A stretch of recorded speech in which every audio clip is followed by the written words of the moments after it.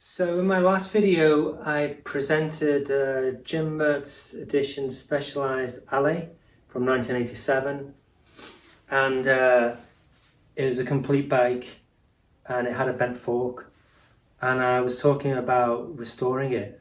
So to enable myself to restore it, I had to take everything off, all the parts, so I could take it to a company here in Portland and perhaps get it sandblasted and resprayed, I think in the colour red.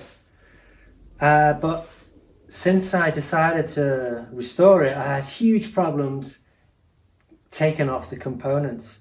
I mean, what's some of the biggest problems I've had of any bike, because these components were really stuck on. And the first problem I had was the seat post,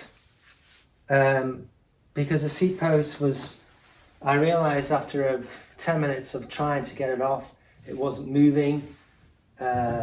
This was in there, and for some reason this guy had hammered in this seat post and decided that he'd put this like nub of the seat post within it, causing a huge problem because this was spinning inside when I was trying to twist off the saddle with the seat post. Well, this was spinning inside this, and obviously you can see from the damage from the vise there, I had a big job taking this off, and eventually it did come off. But that was a big problem. I didn't think that was going to come off at one point. And then the next issue I had was the crankset was on really hard on this side, on the dry side. I just about managed to take that off, but on this side, on the left side, when I was trying to remove it, the threads were destroyed by the crank puller. I don't know whether you can see there. Completely destroyed, so the crank puller was just popping out. And the only way I thought to get this bottom bracket out was to actually remove the cup with the spindle, as you can see, which was, wasn't easy, but it did mean that the crankset and the bottom bracket were removed. That was my main priority. So now I had to find a way to remove this, maybe just hammer it out. I've never done that before. So that was another big problem. Bottom bracket, and then the headset was stuck. I needed to be put in a vise, and then with a big wrench I managed to crack it off. It was really stuck on there, probably been there for decades. So the whole thing was just one big problem after another, and eventually I got to the fork, which I took to a local bike shop here in Portland, Oregon. It's Salwood Cycles, and they looked at it and said, yeah, well, we've got the tool to adjust this fork. It doesn't need adjusting too much, but they weren't sure that it was going to work. As you can see now, it looks much better.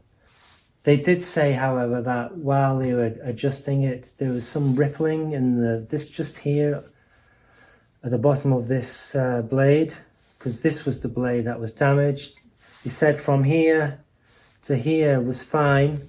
It was just the final inch that was damaged, as if the guy had been riding his bike and turned into like a curb, and this blade was hit by a curb and not this one.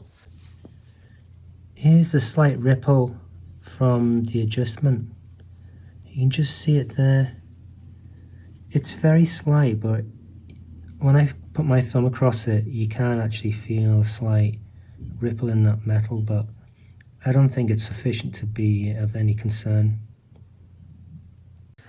So this was the problem. They adjusted it, and now it should be straight, which will enable me to take the frame set to the sandblaster and get this repainted in the classic red of a Specialized Allez.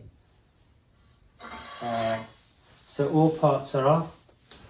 I want to try and keep the decals especially there's a Jim Mertz decal here, I'd like to keep that. I'm thinking, well, perhaps the best way to do it is to steam them off. I haven't worked out that yet. And then once the decals are off, get it repainted and see if I can get this bike completely restored and back on the road. I mean, if it wasn't for this really bad scraping here, and it's on both sides, and it goes most of the top tube, and it's on either side of that top tube, I wouldn't get it repainted. I mean, I wouldn't want to spend the money, to be honest. But because apart from that, yeah, it's in used condition, like many bikes, and you can make the best out of these type of frames. But when you have such a bad scrape like that, then I just think it's untenable to keep it and expect it to look good.